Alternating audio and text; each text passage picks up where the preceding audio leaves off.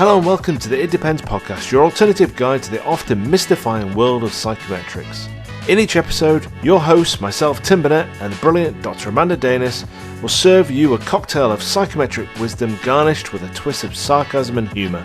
Our mission? To help you actually enjoy the process of building better tests.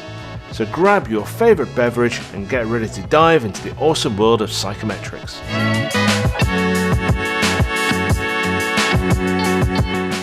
Hello and welcome to It Depends. My name is Tim Burnett. This is the Psychometrics podcast for people who aren't psychos, and I'm joined by Amanda Dainis.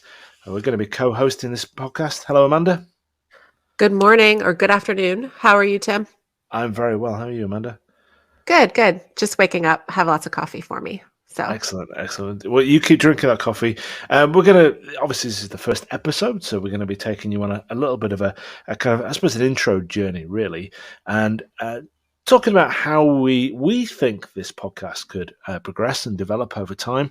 But it's also an opportunity for you to also share your thoughts and get in contact with us and let us know what it is you want to hear and know about. So I suppose it's all about unpacking psychometrics, isn't it? Trying to help people who don't necessarily specialize in this area understand it. Is that right, Amanda? Would you say that's right? I think that's absolutely right. We meet so many people in our industry who have tons of experience and lots of knowledge about psychometrics, and then some people who have never even heard the word. And I say I'm a psychometrician, and they say a psycho what, and they just don't get it. So I think the point for me in doing a podcast that was a little bit, not in the weeds about certain topics is kind of give it that broad picture of why do we do this? Why is there a testing industry? Why are there psychometricians? Why does it even exist? Too many people say they don't understand my job. They don't know what I do. I say I help people build tests. What do you mean? Can't you just write the test questions? It's easy. Sometimes it's easier than others, of course. But I think that would be a good point for the podcast and to introduce very basic topics, but in real world application. And I would love to hear questions and comments from anybody who's listening along the way. Yeah, so please do contribute. And what we're going to do today is really going to kind of understand why we've called it It Depends and learn a bit more about Amanda and the role of psychometrics. So Amanda, do you want to start off? Just tell us a bit more about yourself. What do you do? Sure. What do I do? That's a good question. What do you do? What do I do? Why do I exist in the world? So I have a PhD in assessment and measurement from James Madison University, and I'm currently the CEO. I say currently because, I don't know what I'm going to be when I grow up, but currently I am the CEO of Dainis and Company. So I went out on my own about 8 or 9 years ago, I think, and now we're up to a team of 8, I think, which is sometimes overwhelming, but it's a great team. And we mostly focus in the certification and licensure industry. So we help associations and licensing bodies create tests that are valid, reliable, and are legally defensible, which is the most important piece, of course, especially in the States. We like to sue people here, as you know. So that's what I'm doing. And I get to travel the world. I get to learn a little bit about a lot of different industries, everything from, chimney sweeps to water environmental safety technicians to glazers to higher education professionals. So it's a really broad spectrum of industries that we get to work in, which keeps it interesting. And we help build tests from the very beginning of doing a job task analysis all the way to looking at statistics and operational validity. And I think that's where the It Depends comes in. I even have a t-shirt that says it. So when does a psychometrician say it depends? Always. The answer should be it depends. It depends, but it doesn't because the answer is always. And a lot of us, I think, we start to shy away from it. And I think a lot of people think that it's a bad answer. And I actually just like to own it and say it absolutely is a very accurate answer. And I think it just points to the intricacies of what we have to deal with. So there's never, or hardly ever, I will say hardly ever, a direct answer that is just, you have to look at this reliability. This reliability is good. This reliability coefficient is bad. There's rarely ever a cutoff that is just across the board, good or bad. It depends on sample size. It depends on industry. It depends on, what you're using the test results for. Are you in the education industry? Are you in IO? Are you in certification? There's just different guidelines. So lots of times if I'm presenting at a conference and somebody asks a question, I only have one piece of the information and I can't give them an answer. So that's where I say it depends. So I could change it up. I don't have to say it depends. I could also say, well, I have a lot of questions for you, and then I can give you an answer. Or it depends on the variables, right? But it all boils down, it depends. So I'm just going to own it, and we're just going to use it for the name of the podcast. And I don't think it's a bad thing. I think it shows everybody that, you kind of need psychometrics if you're doing a test. So And it's one of those kind of industries where there is, if anyone says that this is the hard and fast answer, there is only one answer to this. This is absolutely crystal clear to me that this is the information that the thing that you should do. Then that means that they're probably ignoring something else, isn't it? They're kind of stepping over something they should be looking at, because there is always a bit of, I suppose, variable nature in this. This work, especially when you're dealing with so many different industries. Exactly. And I think because you're dealing with human beings, there's always going to be variables. It's really hard to make a generalization that applies to everyone. One of the examples I would use when I was teaching, because I taught stats and intro psychometrics to guidance counseling students, like mental health counseling graduate students. And that was really fun because they don't like math in general. I had to put on the syllabus, there's no crying in stats, because they would just kind of burst into tears. Sometimes they're very emotional people, lovely people, but not made for statistics. But one of the examples that I used to use is that you can't take out somebody's math ability out of their head and weigh it on a scale, and you can't count it up in a petri dish. There's no definitive, this is their score. Well, what is the metric? Well, what was the content of the test? Well, what are you judging them against? What are the variables that affected how they took the test that day? What's their reading level? Does that affect how they took the test that day? That's where all of the it depends comes in, because there is no just hard answer. When you're talking about somebody's IQ, for example, that's a whole mess of questions in there. So I suppose probably first on to our first question is, why does psychometrics exist in the first place? What's the reason for its existence? I think pretty much that whole getting back to, there is no exact answer. I can't step on a scale and figure out that I'm going to be smarter than the next guy. And when you're let's say you're making a hiring decision, you want to know that the pre-employment test that you're giving is actually going to help predict who is performing well on a job, right? So that test needs to be a little bit different depending on what the job role is. Or in, standardized testing, right? It's a really bad rap in education. I think we could do a whole series of podcasts on that. I'm sure there's a series out there, or multiple ones, so we won't get into it. But, there's something to be said for how do you kind of judge, or how do you make decisions about human beings, whether it's should they be on a medication, whether it's should they progress to the next grade, should they be hired to the job, do they need counseling, do they need special help in school. All of those things are based on some sort of assessment process. And so that assessment process is where psychometrics comes in, because you're making decisions that affect everyday life. And some of those decisions are really big. And you want to make sure that the assessments you're using to make those decisions were developed well, that they make sense, that they have statistics to back them up, and that you can defend your decisions behind them if you need to. So that's why we exist. And I suppose, which came first, really? Did assessment come first, or did psychometrics come first? How have they? You mean, did I wake up at 6 years old and decide I want to be a psychometrician when I grew up? Well, that's a big kind of question. We'll come on to that in a second. How did you end up the way you are? But assessments and psychometrics, they're two. Would you say that they're two very different parts of the puzzle, or would you say that they're so intertwined that that there's just no separating them? I think it's really early in the morning for this question. I think that they are really intertwined. I think that anybody can make an assessment. right? And Yeah. you're British, so you keep calling it an assessment, and I would call it a test usually, but that's okay. It's all the same stuff usually. You Anybody can make an assessment, right? I can make a test about and I can call it anything I want. I can write 5 questions and say this is a test that measures anxiety, let's say. Yeah. And I can say that it measures anxiety. How do we know that it measures anxiety? Because I said so? Or are we going to actually ask questions about it? How do you know? What does it correlate with? What do the questions look like? Do people with anxiety that have been diagnosed, do they score higher on this than somebody who hasn't been? So there's all these things, and that's where the psychometrics comes in. So you can have the assessment by itself, but the psychometrics comes in and says, is it actually doing what it's supposed to do in general? And can you make a decision based on this in good faith? So I think you can have one without the other, but you really shouldn't. It's scary if you do.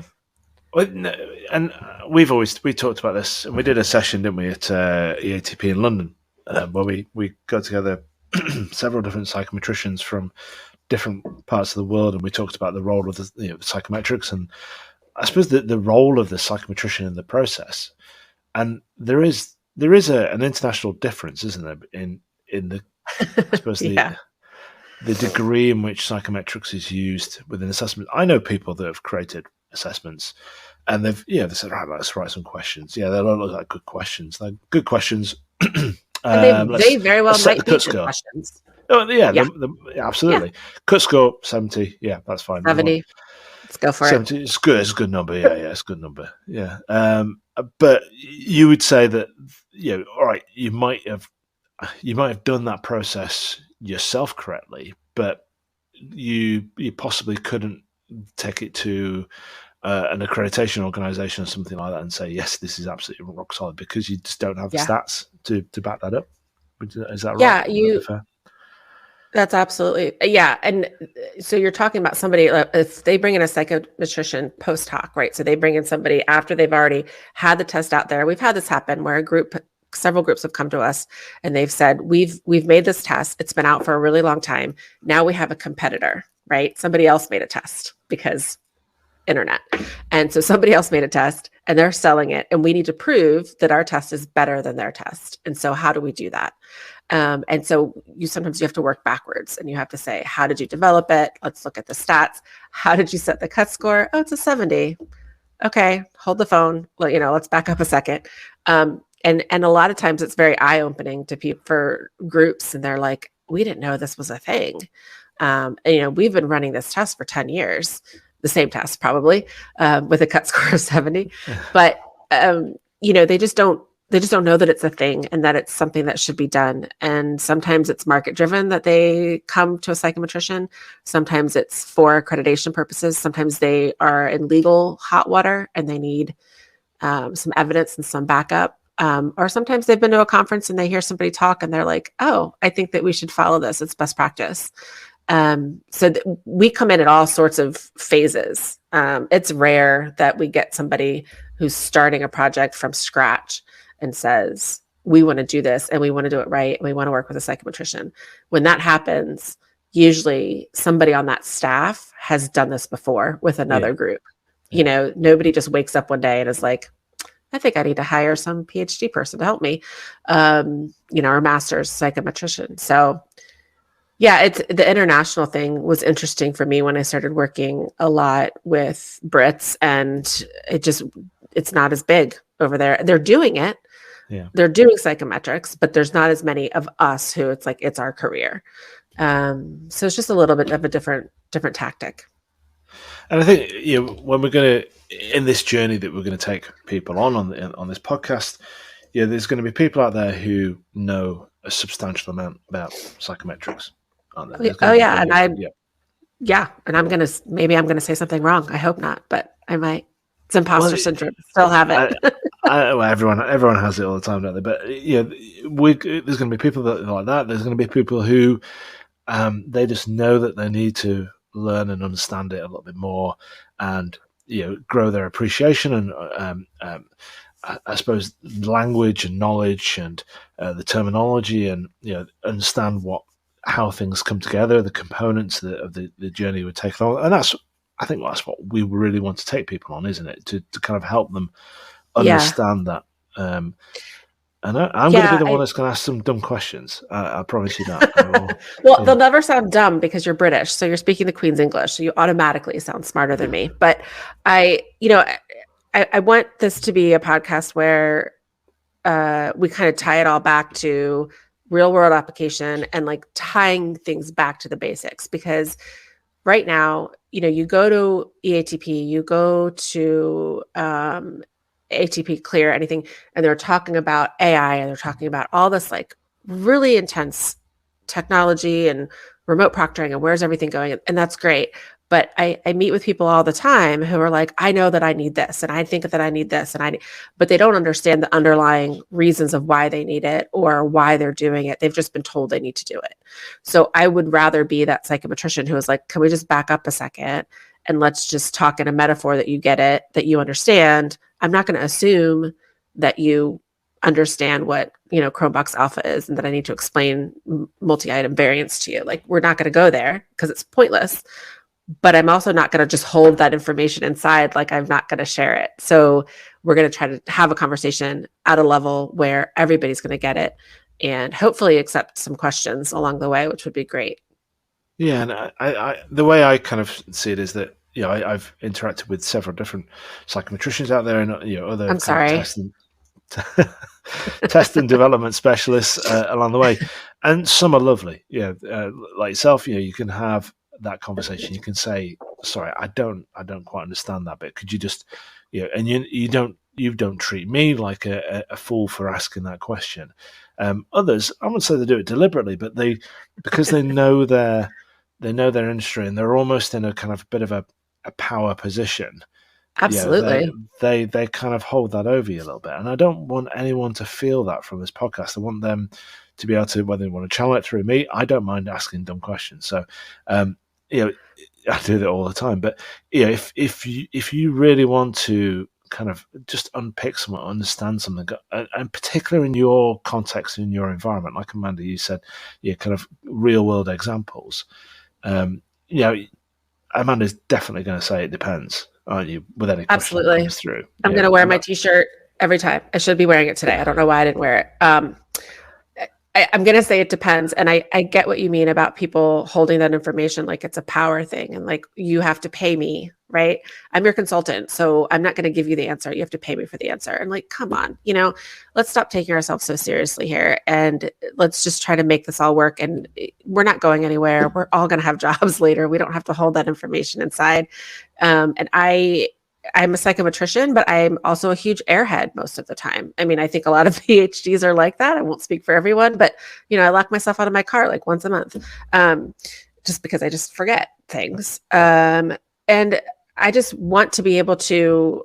Our firm kind of specializes in those groups that are small to medium size that want to do the right thing, but don't know how and don't necessarily have a bajillion dollars to just pay somebody else to do all of it. So it's a partnership, right? So I have to work with them, and we're going to get you to learn how to do some of this on your own because you don't have necessarily the staffing resources to farm it all out, let's say. So I want the podcast to be like that. And also for people that do know what they're talking about, to dial in and ask questions, or not dial in, but ask questions as well and challenge us. And I think dumb questions can be, well, quote unquote dumb questions, as you say, can be almost more challenging than some of the more complex questions for us as psychometricians to answer in a way that that non-psychos can get. That's a challenge all by itself. Yeah, it certainly is. Certainly is. So that's the kind of idea and behind the podcast and where we want to take this. Amanda, did you wake up when you were 12 or something like that and say, I'm going to be a psychometrician? Is that how it happened? Just so the learner understands where you've come from, because everyone, talk to a psychometrician, and they weren't born psychometricians. They've learned that Right. process. What Right. was your journey, Amanda? How did you kind of embrace this? Yeah. Where did I go wrong? You mean, is that what you're trying to ask me? I was my bachelor's is in anthropology, and I became a child protective services worker in foster care, investigator early on, and then I had a baby and decided I wanted to stay home with her. So I went to grad school and got a master's in public administration. And during that grad school time, there was a class on research methods and quantitative something or other. And a guy came and did a guest talk, and he was like, yeah, we have a PhD here in assessment measurement. And when I finished grad school, I would like to say that that speech like inspired me to become a psychometrician, but actually I just didn't want to go to work full time yet. I wasn't ready. And so I was like, I just want to stay in school forever. And there were 2 PhD programs at the time at JMU. It was a cognitive psych PhD, which was, not my thing, right? Not gonna, no. As I said, I don't like crying, so that wouldn't work well. And then the other one was the assessment measurement. And so that's how I ended up getting a PhD in that. And then finally, I went into the testing world. I worked in IO psych for a long time. That was great fun, huge data sets. And then I started on the consulting side and working for ANSI, which is now ANAB, as an assessor. So it was a very organic change and a very just kind of, weaving way. And sometimes I'm still like, what am I going to do when I grow up? But most of the time there's enough variability because it depends in my job that I think I'll stay here for a while. It's a lot of fun. What kind of things, when you say variability, what kind of things do you mean by that? What do you encounter? Just the industries that we get to work with. I mean, but whether we're working with higher ed, whether we're working with, glazers, I mentioned them before. We did a lot of work with some public health guys. I really like focusing on public safety and public health kind of industries. It's kind of our thing. I guess it stems from my time as working for social services. But we meet so many people, subject matter experts from all over the world, and just learn some fascinating things. And it's really fun. We did a therapeutic pet partners certification. That was really fun. So therapeutic handlers that work with therapeutic animals. We do, everything from those job task analyses to just running the data and having to explain it to people. And I like those challenges. I think it makes it fun. And I love it. I love to watch the client's light bulb go off and they go, oh, now I get why you're doing this. Right. Yeah. And it's just a nice little checkbox for the day, I guess. Well, we all need to do jobs that we like, don't we? Otherwise, life would be considerably harder, wouldn't it? Are there any kind of parts to being a psychometrician you don't like? Only kind of what you said before about those of us that kind of keep things close to the chest and they want to make it sound way more complex than it is or way more important than it is. It's not black magic. I've had people say that to me before where they've said, the last psychometrician we had, he wouldn't tell us anything. He just would give us these stats and just say it was over our head to explain it to us. And I just thought, that's nice. Like you're giving us a bad name. Like, come on. Yeah. So that's the goal. And that was the goal of the book. And that was the goal of webinars and stuff that we've done in the past. And that's why, working with you has been awesome. And I think the podcast will be a good addition to that. So I think that's probably the only downside to it. Sometimes I get clients who don't want to do what I tell them. They're like, we see the reason why, we still don't want to do it. And I just kind of say, okay. And then I put a disclaimer in there that if you, run into trouble, I'm not putting my name on this one. But I don't know about you because you are so specific in your marketing. How did you end up so specific in assessment industry? Oh, that's a fascinating one. Yeah. So do you actually want to be a psychometrician deep down inside? Is that what this is about? No. No, I want to understand it. So my background really has always been grounded in education. I trained as a teacher. I like to help and teach, but I kind of then got into the whole web industry and marketing space, and now I'm kind of almost gone full circle. The fact that I'm now doing some teaching again as kind of part of my consulting work. So. I suppose I think if I'd have wound back the clock about 10, 15, 20 years, there was a point where I would have gone into assessment or have gone into learning. And I'm actually quite pleased I've gone into assessment because I think if I'd gone into learning, I would have got that's quite I wouldn't say murky, but there's obviously some specialist areas within the whole learning space, but I, it just seemed a bit vague at the moment. Sorry, at the time, and there was so many different things kind of happening, and I think there's like a shared element between myself and you, because I think you're a creative, aren't you? You like creative. Would you say you're a scientist or creative, an artist as well? Ooh, ugh, ugh. I don't know. Creativity and I don't know. I would have to ask like my team members. I don't think that I would say I'm not creative, but I really enjoy coming up with ideas that are outside of the box, if that makes Yeah, sense. yeah. So I don't, that's why I like the consulting part of this. And that's why I like the phrase, it depends, because you do get to get a little bit creative and find solutions for people that work. So I guess in that way, yeah, I don't like to just follow the path already laid. I know, and that's why I think that's what I like about marketing as well. Yeah, the consultant, the people I work with, they're all coming at it with different challenges and different opportunities, really, different backgrounds. There is no one size fits all. Right, So right. it's about finding that right solution, and it's the same in marketing. We could do a marketing podcast called "It Depends." Yeah, I was just about to say I'm going to get you a T-shirt that matches mine. So it's perfect. we'll get t-shirts out. Maybe that might be the giveaway for the show if we Yes. if you ask a We at good least have question, to we'll do some send you stickers. do Yeah. some stickers for stuff. Yeah. So we talked about your journey. We've talked about the kind of ideas that we want to take you, the listener, on and really kind of unpack it. We're going to be doing this reasonably regularly. We're going to be sitting down and picking up a particular topic. Subscribe on the podcast channel that you're on. Wherever you listen to these podcasts, then make sure you bookmark this podcast so you can tune into future episodes with myself and Amanda.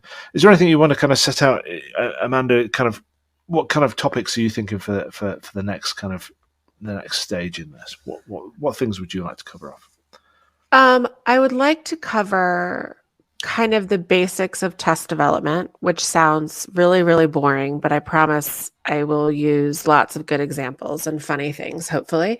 And why, basically, I want to get to the why we do those things, right? Why isn't the cut score, why can't we just set it to be 70? Yeah. All of that stuff. I could say we're going to do an episode on validity, but validity is so huge and encompasses so many things. And I think people just throw the word around because they don't want to say something else, or they're like, oh, it has to have validity. Well, okay, what does that mean? And I think the whole thing is going to be about that. But I would love to do one that's kind of about vendor shopping. So I'll be presenting about that later this year at a conference also, and helping people who are not psychos figure out what they need to ask when they're going around and looking at vendors. Even doing basics like item banking. What do you need? What don't you need? Remote proctoring, but very, very from the fundamental side of things. And I would also really be interested in, if we promote this on LinkedIn or wherever we're going to talk about it, or if people want to email me and say, hey, I heard the podcast. I would love it if you did an episode on this. I really want it to be interactive and I want to get the questions. So I'm hoping that people will reach out and say, I'd love to see an episode on this. And then we would absolutely do it. So there's a lot of basics out there that we need to cover, I think. Yeah, I think there's lots of areas and topics that we can go to, but let us know. Let us know what your priority is, and we'll try and accommodate that. You've got a plan in mind, but we like to be agile, don't we? We like to kind of chop and change as the need comes about, really. I can think of a dozen topics off the top of my head that I think a lot of my clients, they're the first things that people ask when they start talking to me about things. So that's fine. But I also know that those trends change. I know that you go to a conference, you hear about something, but you're not really sure what does that mean. You don't want to ask in a room full of people. Well, just email us and we'll get to talk about it. So I think it's a great solution to that. Excellent. Well, thank you for listening, everyone, today. Thank you, Amanda, for Thank the you, end Tim. of the first episode. Hey. Woohoo! Well, hey. And we hope you're all listening for more. So from me, Tim Burnett, and from Amanda Dainis. Thank you. Have a great day.